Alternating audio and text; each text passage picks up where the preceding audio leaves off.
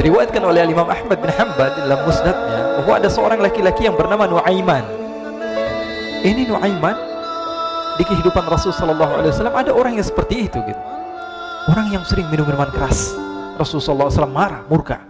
Rasulullah kalau yang berhubungan dengan Rasulullah tidak marah. Tapi kalau sudah berhubungan dengan agama, Rasulullah SAW adalah orang yang paling marah, orang yang paling istiqomah dalam kebenaran.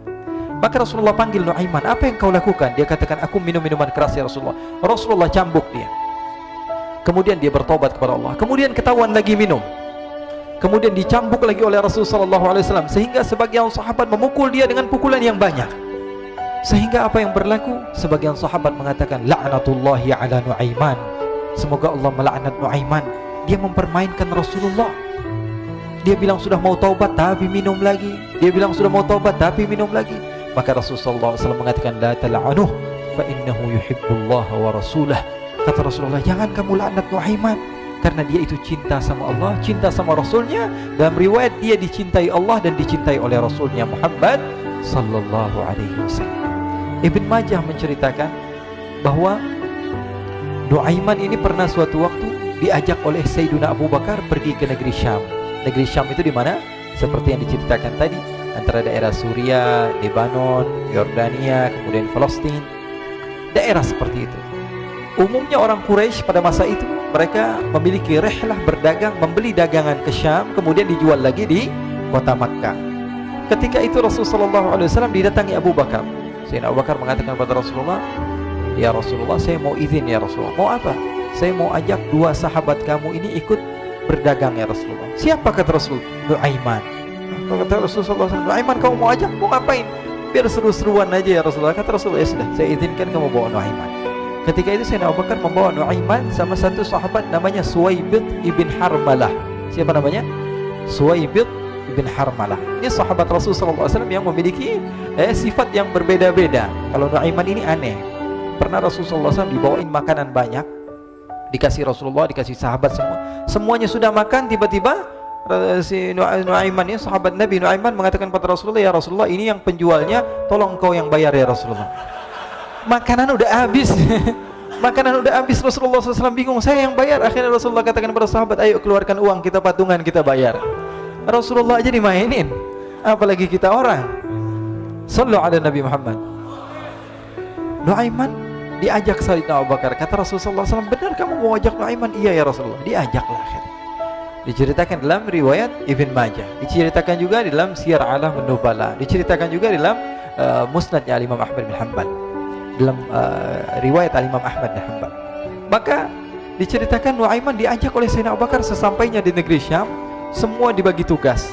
Fulan bin Fulan kerjaannya ini, Fulan bin Fulan kerjaannya ini. Semua memiliki kerjaan. Nuaiman tanya, wahai Abu Bakar, kerjaannya saya apa wahai Abu Bakar? Kata Sayyidina Abu Bakar, kamu mau ngapain terserah kamu wahai Nuaiman. Yang penting kamu ikut saya kan. Kemudian satu di antara mereka namanya Suwaibid ibn Harmalah. Ditanya oleh Sayyidina Abu Bakar, wahai Suwaibid, kamu mau kerjaan apa? Kata Suwaibid, terserah kamu wahai Abu Bakar. Kata Sayyidina Abu Bakar, kamu menjaga makanan, karena saya tahu kamu ini adalah orang yang senantiasa menjaga amanah. Suwaibid ini kalau disuruh maju dia maju, disuruh mundur dia mundur, disuruh ke kanan dia ke kanan, disuruh ke kiri dia ke kiri. Orang yang ikut aja. Kalau Nuaiman beda, disuruh maju dia ke belakang, kasih sen kanan ke kiri belok. Nuaiman itu orang yang berbeda. Maka Suwaibid mendapatkan tugas, semua mendapatkan tugas kecuali Nuaiman. Sehingga ikhwani, apa yang berlaku, apa yang terjadi? Sayyidina Abu Bakar pergi sibuk dengan kesibukannya, sehingga datanglah waktu siang. Nuaiman sudah lapar. Nuaiman cari makanan. Dia nggak punya uang, diajak Sayyidina Abu Bakar tapi tidak diberikan uang. Sehingga dia cari-cari makanan. Dia tahu Suwaibid yang jaga makanan. Dikatakan, wahai Suwaibid, saya mau makan, berikan kepada saya satu roti saja. Yang terpenting apa? Saya makan sekarang, saya sudah lapar. Kata Suwaibid, ya Allah Nuaiman, kita tunggu Abu Bakar saja sehingga dia datang, karena ini amanat. Amanat dari Abu Bakar, saya tidak boleh berikan kepada siapapun kecuali atas izin Abu Bakar. Kata Nuaiman, kasih saya makanan, kalau tidak saya bikin masalah sama kamu. Merah wajahnya Suwaibid, karena dia tahu, jangankan saya, Rasulullah aja dimainin. Bingung, apa yang harus saya lakukan? Akhirnya Nuaiman bilang, gampangannya aja, kata Nuaiman, kamu kasih saya makanan, atau kalau tidak saya bikin masalah sama kamu. Bingung Suhaib pikir panjang. Setelah itu dia katakan, ya sudah Nuaiman, saya tetap mau jaga amanah Abu Bakar, karena saya takut ini adalah perintahnya Allah, perintahnya Rasulullah sallallahu alaihi wasallam, dan perintah daripada Abu Bakar, sahabatnya Nabi. Kata Nuaiman, kalau memang begitu kamu maunya, ya sudah, berarti kamu ngajakin berantem sama saya. Nuaiman pergi ke pasar. Dia cari-cari tempat penjualan hamba sahaya. Dia lihat-lihat beberapa hamba sahaya. Ini berapa harganya? Ini katanya 10 qalanis. Ini berapa? Ini harganya, hitungan orang zaman dahulu, kita sih hitung seperti dirham, berapa ratus dirham gitu, 200 dirham. Yang ini berapa? 300 dirham. Yang ini berapa harga hamba sahaya? 300 dirham. Harganya antara 300, 200 sampai 100. Kemudian Nuaiman mengatakan kepada penjual hamba sahaya tersebut, saya punya juga hamba sahaya, tapi saya jual cuma 20 dirham saja, murah. Katanya, apa benar ada hamba saya harganya segitu? Iya, karena dia punya aib, ada kekurangan. Apa? Nanti kalau kalian tangkap, dia bakalan teriak, saya ini bukan hamba sahaya tapi orang merdeka. Akhirnya semua orang berkumpul mau beli. Ini Nuaiman sama Nuaiman diajak ke Suhaib bin Harmalah tadi. Kata Nuaiman, itu ada orang yang berdiri sedang menjaga makanan, itu hamba sahaya saya, tangkap saja. Oh baik. Diberikan uang 20 dirham, dimasukkan oleh Nuaiman ke kantongnya. Kemudian Suhaib ditangkap. Ketika ditangkap, Suhaib teriak, saya bukan hamba saya orang merdeka. Maka orang-orang tersebut mengatakan, saya sudah tahu kekurangan kamu. Ini memang kekurangan kamu, memang kamu, tapi saya tidak perlu dengan bacot kamu, yang penting kerjanya kamu gitu. Ya kan, hamba saya untuk apa? Untuk kerja. Mau dia ngomong apa, mau ngomel, terserah, yang penting dia mau kerja. Akhirnya ditangkaplah Suhaib dan dijual di pasar. Nuaiman punya uang banyak ini. Dia beli makanan, dia beli minuman, dia beli hadiah buat Rasulullah. Dia beli macam-macam di negeri Syam ini. Waktu itu adalah superpower, adidaya Romawi. Pada masa itu semua barang mahal, tapi Nuaiman banyak uangnya. Dia belanja ini, belanja itu, sehingga Sayyidina Abu Bakar pun pulang. Ketika Sayyidina Abu Bakar pulang, Sayyidina Abu Bakar cari, mana ini Suhaib? Kita semua sudah lapar. Kata Nuaiman dengan mudahnya dia mengatakan, sudah saya jual wahai Abu Bakar. Maka Sayyidina Abu Bakar bertanya, apa yang kau lakukan wahai Nuaiman? Diceritakan oleh Nuaiman dengan jujur. Nuaiman ini orangnya apa adanya, tapi nyusahin. Saya jual. Akhirnya dibawa oleh Nuaiman, Sayyidina Abu Bakar pergi ke mana? Ke pasar. Lalu dibeli lagi oleh Sayyidina Abu Bakar As-Siddiq, Suhaib yang tadinya orang merdeka menjadi hamba sahaya sebentar, kemudian dibeli lagi oleh Sayyidina Abu Bakar. Pulang ke Madinah, kisah ini diceritakan di hadapan Rasulullah SAW. Maka perawi mengatakan, fadhahikan nabiyyu hatta badat nawajiduhu. Ketika diceritakan kisah Nuaiman tersebut dengan Suhaib, Rasulullah tertawa sejadi-jadinya sehingga gigi geraham Rasulullah SAW nampak di wajah mata para sahabat. Sehingga perawi lain mengatakan, 1 tahun berlalu Rasulullah, setiap ada tamu yang datang pada Rasulullah, Rasulullah akan ceritakan kisah Nuaiman menjual Suhaib tersebut. Jadi ada ikhwani, jangan kalian kira Rasulullah SAW itu hidup di satu masa sahabat-sahabatnya itu seperti ustadz-ustadz yang khusyuk, yang kayak Habib bin Anis ini banyak. Bahkan ikhwani, mungkin di akhir karena masanya sudah habis, pernah suatu waktu Rasulullah SAW didatangi asyraf, delegasi dari beberapa negara yang ingin mengenal apa itu agama Islam. Sehingga mereka datang ke rumah Rasulullah SAW membawa unta, kendaraan yang ketika itu kendaraan yang paling mahal mereka miliki, itu untanya yang paling mewah. Diikat di depan rumah Rasulullah SAW. Tamunya pun masuk, duduk bersama Rasulullah SAW. Di depan rumah Rasulullah SAW ada beberapa sahabat. Ada Sayyiduna Hamzah, kalian tahu Sayyidina Hamzah adalah orang yang pemberani. Ada Sayyiduna Umar, kalian tahu Sayyidina Umar adalah orang yang pemberani. Ada Sayyiduna Ali bin Abi Thalib, ada Sayyiduna Sa'ad bin Abi Waqqas. 4 sahabat ini lagi nongkrong gitu depan rumahnya Rasulullah SAW, berjaga sebelum Allah Subhanahu wa ta'ala turunkan ayat wallahu ya'simuka minan nas. Ketika mereka sedang asyik duduk, tiba-tiba Nuaiman datang. Ini Nuaiman kalau datang pasti bikin sesuatu yang aneh.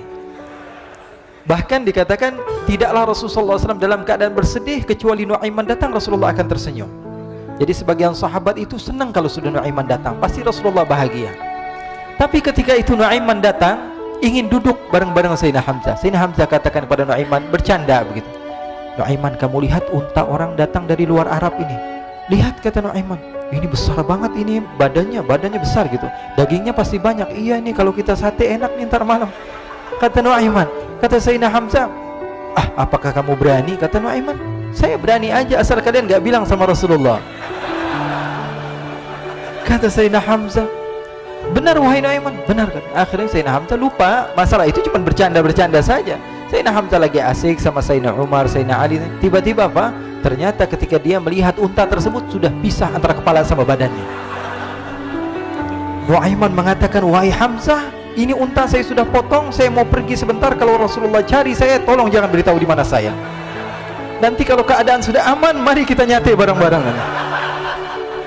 Ini ada yang seperti itu di zaman Rasulullah SAW. Maka dia pun berlari dan berlari mencari satu tempat supaya Rasulullah SAW dia selamat daripada Rasulullah SAW. Sehingga Sayyidina Hamzah bingung, ini kalau Rasulullah keluar gimana? Ada Hamzah Asadullah, ada Ali bin Abi Thalib, ada Umar, gak bisa jaga kendaraannya, tamunya Rasulullah Sallallahu Alaihi Wasallam. Akhirnya benar apa yang terjadi, ikhwani. Rasulullah SAW tamunya mau pulang. Ketika dia buka pintu tamu melihat apa? Untanya sudah begitu. Mereka teriak, wa naqatah, unta kami wahai Muhammad. Baru mau kenal Islam, unta kami, kendaraan kami sudah dulu. Rasulullah SAW lihat Sayyidina Hamzah, lihat Sayyidina Ali. Mereka nggak bisa ngomong, mereka hanya bilang apa? Nuaiman ya Rasulullah. Rasulullah perintahkan Sayyidina Umar, wahai Umar, sekarang kamu ambil uang, kemudian kamu gantikan, kemudian kamu berikan 2 kali lipat daripada harta unta ini, sehingga apa? Agama Islam tidak didengar dengan sesuatu yang tidak baik di luar sana. Akhirnya diberikan harta, diberikan unta yang baru dan diberikan harta yang lebih untuk orang tersebut, sehingga orang tersebut tidak menjelek-jelekan agama Islam. Kata Rasulullah SAW, dan sekarang waktunya kita balas dendam sama Nuaiman. Nuaiman ternyata berlari tempat yang jauh sampai hampir keluar dari kota Madinah. Dia dapatkan seorang sahabat Nabi yang hadir juga dalam peperangan Badar, namanya Al-Miqdad bin Al-Aswad. Siapa namanya? Al-Miqdad bin Al-Aswad ketika itu sedang menggali sumur. Ketika sedang menggali sumur, Nuaiman datang. Nuaiman katakan kepada Miqdad, wahai Miqdad, wahai sahabat Rasul, kamu orang yang hadir dalam peperangan Badar, kamu adalah orang yang hebat. Dipuji-puji sama Nuaiman. Ada maunya ini. Akhirnya dia bilang, wahai Miqdad, tolong saya. Kenapa wahai Nuaiman? Kamu ini kekasihnya Rasulullah, orang yang disayang sama Rasulullah. Kenapa? Saya ini sedang dikejar-kejar orang jahat. Tolong selamatkan saya. Saya pengen masuk ke dalam sumur, boleh atau tidak? Kata Miqdad, siapa yang mengejar kamu? Pokoknya saya dikejar sama orang-orang. Kamu mau atau tidak selamatkan saya? Ya sudah, selagi kamu itu adalah sahabat Nabi, silahkan kamu masuk. Masuk akhirnya Nuaiman ke dalam sumur tersebut. Lalu Nuaiman mengatakan, wahai Miqdad, dia keluar lagi. Nanti kalau ada yang cari saya, tolong jangan beritahu saya di dalam sumur ya. Kata Miqdad, baiklah. Kata Nuaiman, siapapun yang bertanya tentang saya, kamu tidak akan kasih tahu? Iya, kata. Walaupun Rasulullah yang tanya saya? Katanya, nggak mungkin Rasulullah datang ke tempat sejauh ini. Iya, walaupun Rasulullah. Akhirnya masuk Nuaiman. Setelah beberapa menit Rasulullah dan rombongan benar datang. Miqdad bingung ini. Ini kenapa Rasulullah datang ke RW kami ini? Ada apa ini Rasulullah sampai sejauh ini? Ditanya, ya Rasulullah, ada apa ya Rasulullah? Kata Rasulullah, saya cari Nuaiman. Di mana Nuaiman? Innalillah, kata Miqdad. Nggak dijawab ini Rasulullah. Kalau dijawab saya ingkar janji. Akhirnya apa dia katakan? Wahai Rasulullah, mata saya tidak memandang kepada Nuaiman, tapi tangannya nunjuk ke dalam sumur. Sahabat. Apa dia bilang? Mata saya tidak melihat kepada Nuaiman, tapi tangannya nunjuk ke sumur. Akhirnya dibuka sama Rasulullah, Nuaiman muncul. Kata Rasulullah, Nuaiman, kamu bikin malu saya, wahai Nuaiman. Ya Rasulullah, yang bersalah bukan saya, tapi orang yang mencari saya bersama kamu ya Rasulullah. Akhirnya Rasulullah nengok siapa, ternyata Nuaiman sudah lari kabur. Sallu ala Nabi Muhammad. Kisah-kisah seperti ini sebenarnya banyak sekali ya. Ini menunjukkan kepada kita bahwa kehidupan Rasulullah itu begitu indah. Rasulullah SAW, kalau kamu mau menjadi orang yang baik, contoh Rasulullah. Mau menjadi bapak yang baik, contoh Rasulullah. Mau menjadi pemimpin peperangan yang baik, Rasulullah. Mau menjadi murid yang terbaik, contoh Rasulullah. Bagaimana akhlak Rasulullah. Mau menjadi suami yang baik, contoh Rasulullah. Dalam segala hal, apapun itu, Rasulullah SAW adalah makhluk yang paling terbaik.